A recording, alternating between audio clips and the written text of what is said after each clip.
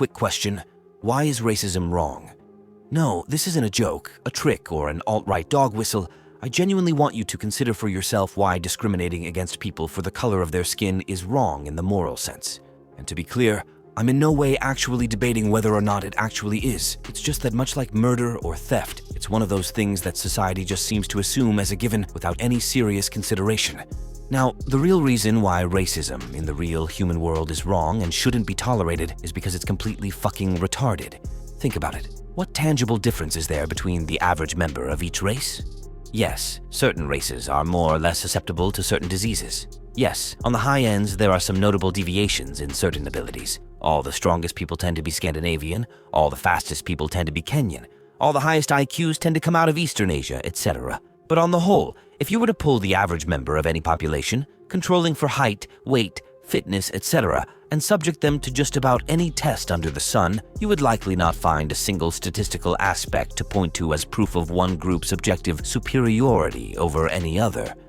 Now, given its inherent insubstantiality, it's worth quickly visiting the roots of racism as an ideology to understand how and why we got to this illogical place. To be sure, outgroup prejudice is an eternal facet of the human condition. It is only natural for people to prefer the presence of those who remind them of their parents.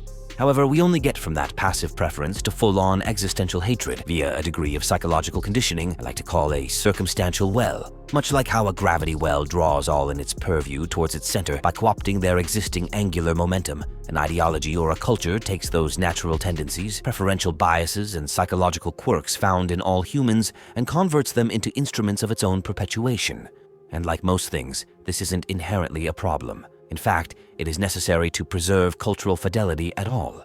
The issue comes when an isolated group conflates their own personal experience for the whole of reality, rationalizes their own behaviors using these false beliefs, and then converts them into instruments of social ladder climbing by making adherence to their underlying principles a signature of cultural adhesion, therefore of virtue, and therefore of social rank, honor, and prestige.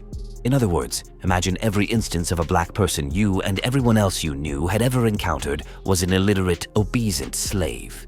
And imagine that every instance of an illiterate, obedient slave you'd ever seen was the former. It would feel only natural to conclude that their kind must be innately inferior to yours. Otherwise, how could such a polarized status quo be possible? And for once, this isn't just me rambling off the top of my head. No, this notion of the advent of slavery and indeed of racial bias itself as a political force and entity being in the southern United States prior to the American Civil War came from none other than the political and economic luminary, Thomas Sowell. He goes on to further assert that when the northern states eventually challenged the very premise of slavery, seeing how it contradicted the inaugural sentence of America's founding document, this forced the southern states to do what no human civilization before or since has ever had to: defend the institution and practice of slavery on moral grounds, which they obviously couldn't do since the statement that all men are created equal doesn't really leave much open for interpretation.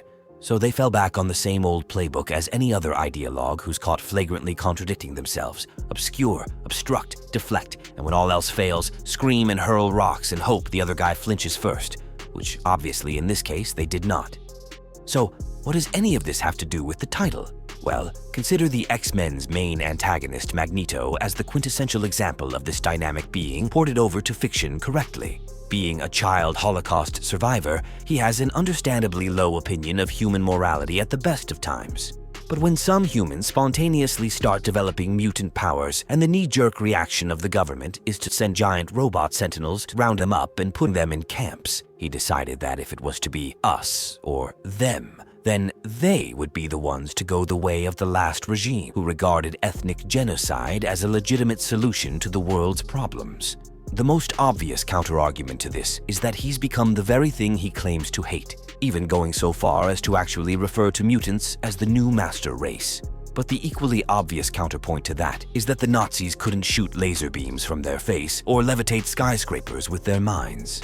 But the counterpoint is that by inflaming the war between the humans and mutants, he's only proving the humans' instinctive biases against them were objectively correct. And herein lies the fundamental point for today. If in your racism is bad actually allegory, the racists are objectively correct, you're doing it wrong. Take for instance what I consider the premier example of this done the worst kind of wrong: Zootopia. In the very beginning of the film, the protagonist, Judy Hopps, is accosted by a fox who's an almost paint-by-numbers rendition of the lowbrow, small-town country hick who says, and I quote, "Predators is supposed to eat prey. It's in our DNA."